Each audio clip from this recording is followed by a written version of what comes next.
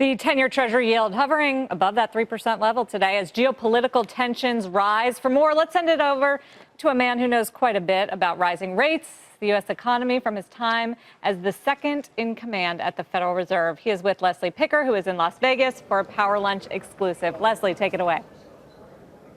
Hey, Sarah, that's right. So we've got a ton going on the geopolitical front. We've got Iran, North Korea, the potential for a trade war, yet the markets seem to be shrugging it off largely. When do you think that these concerns and these tensions will actually trickle into the economy, or will they?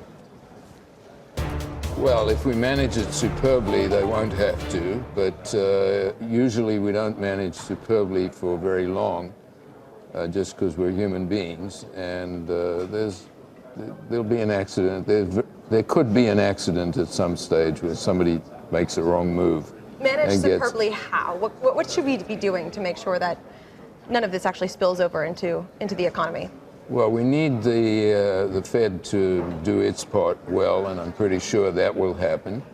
But we also need the people in charge of the political relations between countries to think about how the other side will react and try to minimize the feedback that you get from the measures you want to take.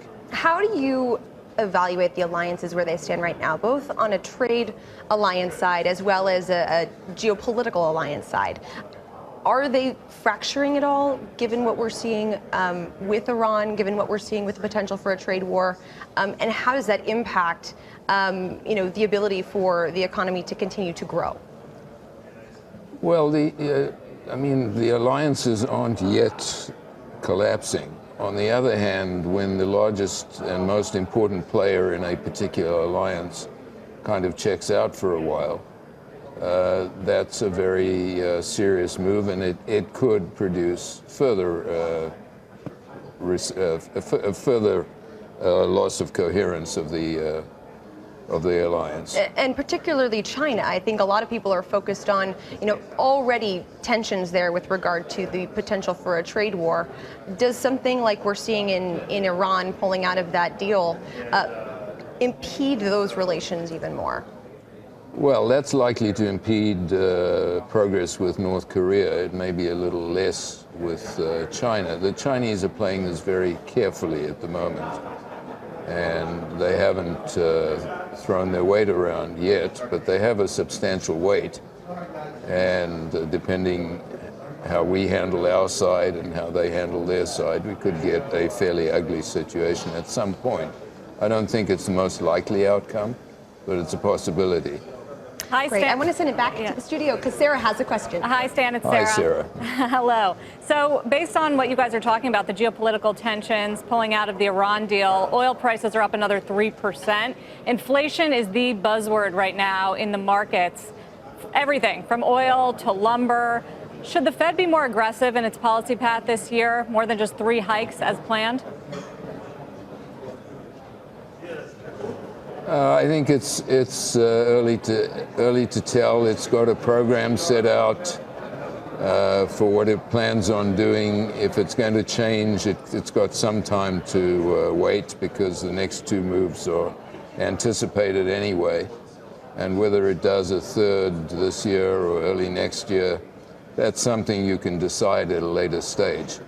I often have to say the reason the Fed doesn't have only 1 meeting a year is that things happen during the year, and you have to react to them reasonably quickly. But we've got that flexibility with 8 meetings a year, and we can face that decision a little way down the road. So how would you be reacting to what's happening across prices around this economy? Is it getting to a worrisome level on inflation, or does this look benign and healthy to you? Well, when I left, which was only 6 or 7 months ago, all the concerns were we're not seeing any inflation. I don't think we've seen a whole lot more inflation than we had at that time. It's gone up. We were all hoping it would go up, and that was probably built into most people's dot plots. And so it's early days yet to know what is actually happening to the inflation rate, but central bankers who don't look at inflation and who don't worry about it can make more mistakes than they should. A lot of people look kind of historically. The last time that the jobless rate was below 4%, in the 1950s, 1960s, 1990s, they were followed by periods of severe inflation or financial bubbles that popped up. Is that a concern of yours as you look at all the different barometers in the economy, that we could find ourselves in a period where we're experiencing a risk of another recession with little tools in the toolkit to really get ourselves out of it? Well, we could find ourselves in that situation, but it doesn't have to happen, and we'll just have to see what does happen. If we're driven to that situation, then the Fed will act. It's got a lot of tools. It's got people who know how to figure out what they should be, and it's done a pretty good job, at least during the period before I was there, and I thought during the period I was there. And they have very good staff. They have a very good board. They have enough diversity of views because there are the 12 presidents of the regional feds, and I think they'll find their way to good policies. Very quickly, Stan, I just wanted to ask you about what's happening with emerging markets, because we're already starting to see money fleeing those currencies and some of that debt and those assets as a result of faster growth and inflation in the U.S. How much pain is in store for EM? I know this is right in your wheelhouse. You've been through many emerging markets crises. Well, this happened a little more quickly than I had anticipated, and now that one sees a couple of countries, and I don't want to go into names, which are closer to being in trouble and having to take strong policy measures than others. But we're talking about a limited number of countries.